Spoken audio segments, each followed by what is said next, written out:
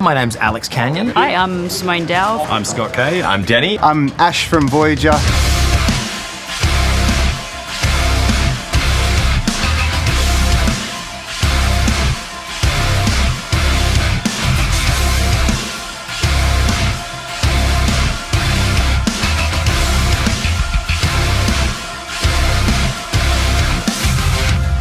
Hi there, my name's Alex Canion and I'm the bass player for Voyager, the band from Perth, Western Australia. We're here in beautiful Paris and we're playing a show with Vola. Just at our sound check, sounds amazing. Go through some of the gear that I'm using on this tour. I'm using a Mayonnaise Jabba. I believe this is a 2019 or 18 model. This is actually one that Mayonnaise have lent to me while they're doing operational surgery on my bass in Gdansk in Poland. They came to the Poland show, one of the Poland shows that we did. We swapped, so I've been using this and it has been an absolute dream. These are their new pickup system and their preamp in here as well. I began the tour running it in passive mode and it had a really beautiful growly passive tone, kind of like like an aggressive P bass, if you will. And now I've been using it in active, just to get a little bit more of the mid-range, but it's been absolutely beautiful. I believe they've got a really quite a narrow nut on this bass as well, which means for a 5-string it feels like a 4. It's been so nice to play. I can just do everything I need to do. I've got Ernie Ball Power Slinky Bass 5 strings on here. So 50 to 135. I think I've got like 3 or 4 different tunings in this one set. E standard drop B, and then I've got drop D, B on there, and then I've got drop D, drop A, which is the main tuning, and then I've got drop B, drop G, which leads me to the tuner, the first stop in the signal chain really. I just go basic line 6 G30 wireless into this Strobo Stomp tuner by Peterson. This thing is so lovely. Actually, what I like most about this is that this reminds me of Typo Negative, their logo. It's a small feature, but you can see that it strobes when I'm flat, and it just helps you get that rock solid tuning. Then we go into the Helix Stomp. This has just been controlled with a MIDI switcher here. I think I'm in snapshot mode. Yeah, so these are each different snapshots and allows me to have these different effects on and off during. I kind of used all of these actually throughout the whole set. It's a basic clean channel. I've got an auto filter, kind of like an envelope filter, and a poly pitch, so I can turn those on if I want. Ambient channel here with Hall reverb, and there's a tape delay on here as well, which is nice. This one is chorus and octave already switched on for our song Bright Star, so I can get straight into that. And this is just a basic distorted channel, a split signal path.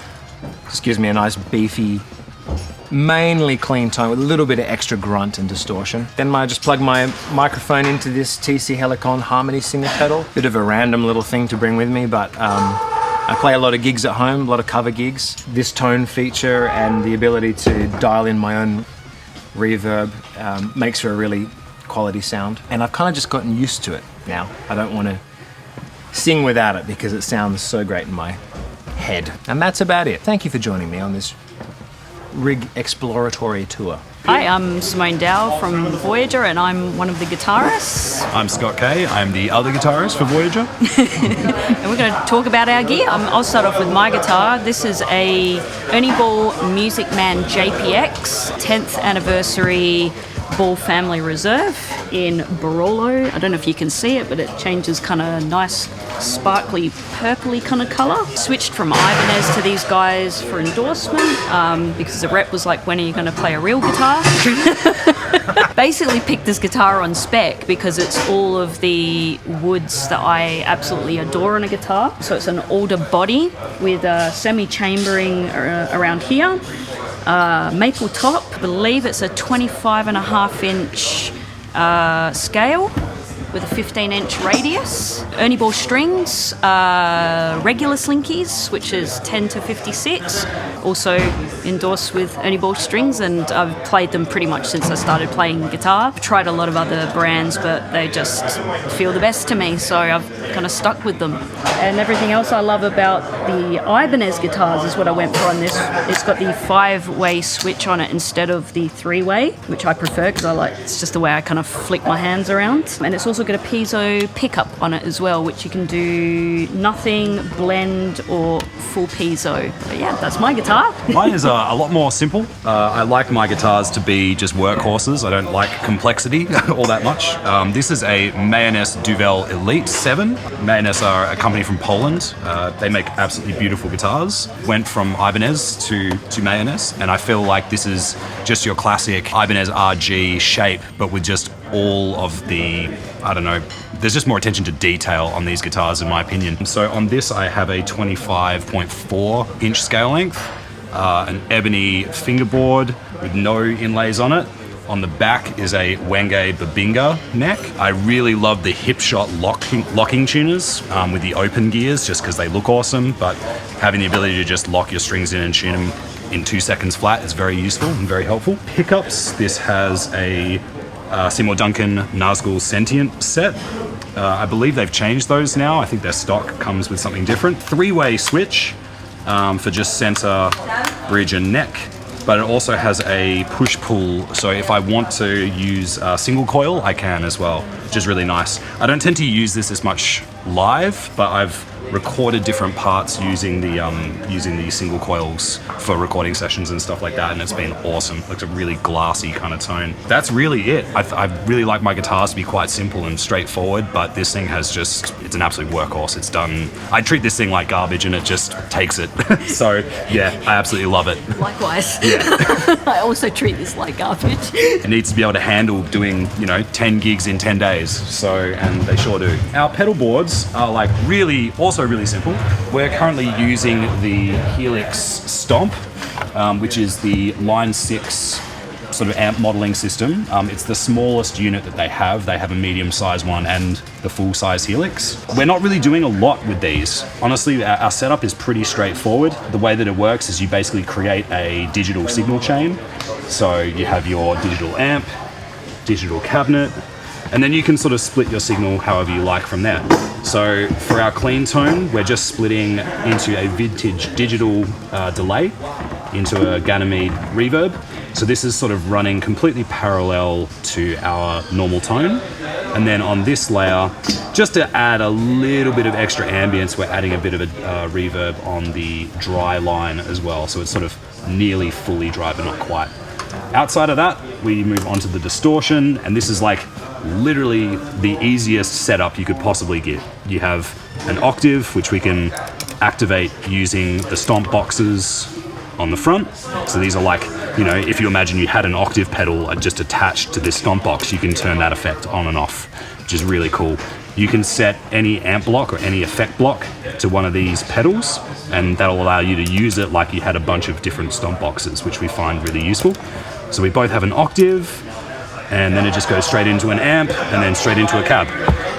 That's all it is. Really, really straightforward. And I think based on the sound check, you can hear just how punchy these tones sound. We're not even using guitar amps or anything. It's just literally this guy straight into the PA. From there, we have a more like boosted sound. So this is when we're not quite in full-blown solo mode, but we need something that just pushes a little bit more. And all we've done is we've taken the exact same amp, exact same cab, and just put a delay at the end. So that just gives us a little bit of that ambience. We have our lead sound, which is exactly the same, but just boosted.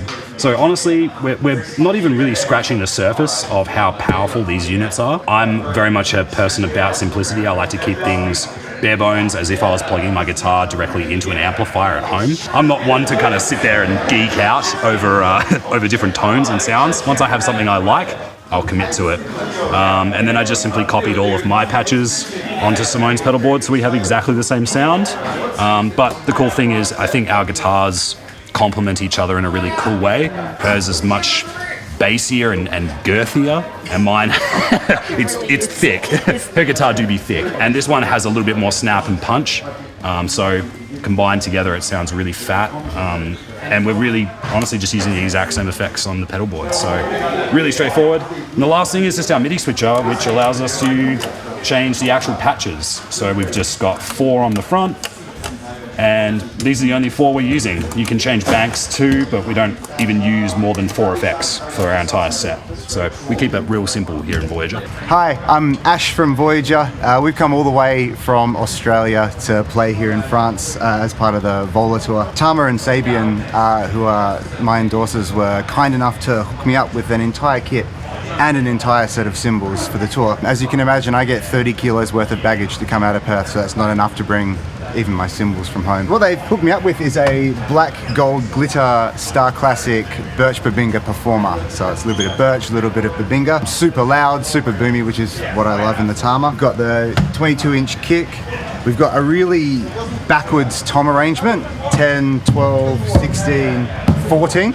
So it kind of goes like mid-high, high, lowest, mid-low. There's a very good reason for that I won't go into, but it's very backwards and it drives the sound guys nuts. We've got a 14-inch Stuart Copeland signature brass snare. At home I use the SLP black brass, and when I mentioned brass, they were very happy at Crystal Sound to hook me up with another brass snare. So this has been awesome. I've got it cranked pretty high this tour as well, so it really cuts through. Got Remos on everything. I just put a new fresh set of coated ambassadors on all the toms, and I ran out of time before soundcheck to put another controlled sound on the snare, but that's happening before we play London. This cymbal set is a little bit different from what I use at home, but it's worked really well for this tour. It's a really nice mix of HH, HHX, and AA cymbals. 18-inch AA Chinese. Over here, this thing, I actually wanted to get these, but we couldn't get them in Australia. This is a 20-inch Zen HHX China. It's really cool because it's like an inverted China. Like China's already kind of backwards and back the front, but this one kind of inverts and then has a bell in the center here like a regular cymbal. And this sounds awesome.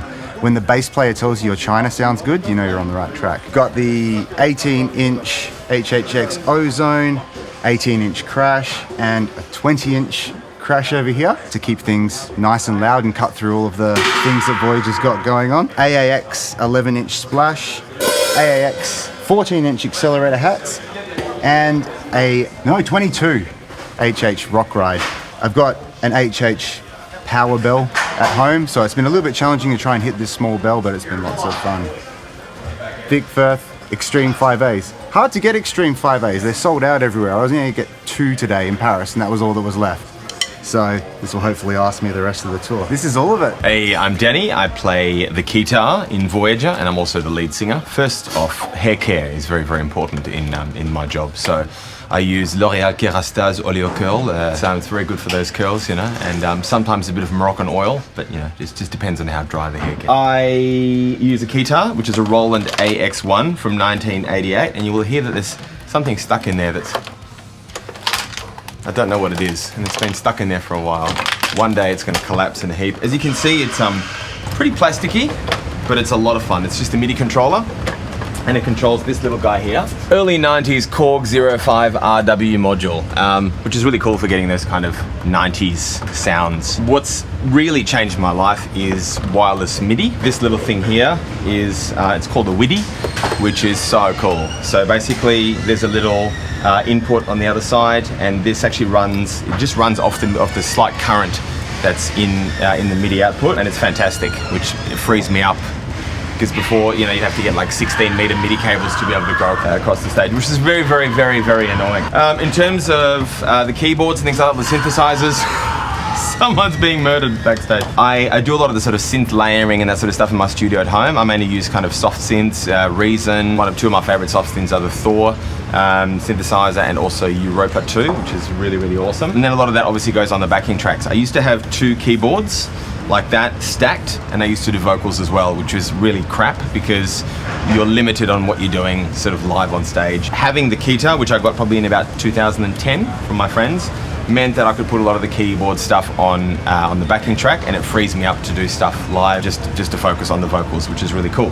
Come this way, I'll show you what the backing track player is. So this is an amazing... 10 minutes or something. Thank you. A bit of quiet over here, please. My God. Quiet down, buddy. Americans, they're so loud. This is the Cymatic It's the Somatic LP16, which is basically a 16-track wave player. So you just assign each wave to a particular output, and you can see the outputs there at the back. And then basically you have you have up to 16 tracks playing simultaneously, which is really, really cool. The only thing I don't like about this is it's not rack mountable, but I understand there is a rack mountable version as well. It's solid state, so it's never failed. It's really, really fantastic. So what that does is it triggers our lighting rig as well, which is here through the command wing over here, and basically we have a bunch of lighting tubes which are triggered by an LTC signal, which makes us look pretty on stage. In terms of the microphone, I use a Shure Beta 58 wireless, and makes me sound reasonably good. That's pretty much it in terms of the setup. A lot of the stuff is obviously done behind the scenes in my home studio, lining up all the backing tracks, etc., making sure that's all as per the show file, making sure it runs smoothly from one song to another. Yeah, just that transition from having to actually play the keyboards live to being able to do the backing track. A lot of people think, oh, backing tracks is cheating, whatever, but I physically can't play all those keyboards live, so you know, there's going to be an element of backing tracks obviously on there as well. Internally, we are on in-ears, and we've sort of made the switch to in-ears probably about 2 years ago, and that's the X32 there with a couple of the Sennheiser modules. That's pretty much it from me. I'm not really a tech head, so I don't really get into the technicalities too much, but I do like a bit of gear. At home I've got a Korg SV1 keyboard, which is beautifully weighted. It has beautiful piano sounds. The thing about this is it's just so awesome. It's so old and it's served me so well. It's very light. Yes, it runs on like 8 AA batteries. I tried the Roland AX Edge, which is the new one, but I found it really quite big and quite unwieldy. I like to sort of throw my Keytar around a bit, and this is actually perfect for it. 1988, I don't know if you can get these anymore. They're very fragile things, but I've thrown it around a lot and it's lasted me so far, so thank you, Roland. Made in Japan. Go listen to some Voyager. Thank you.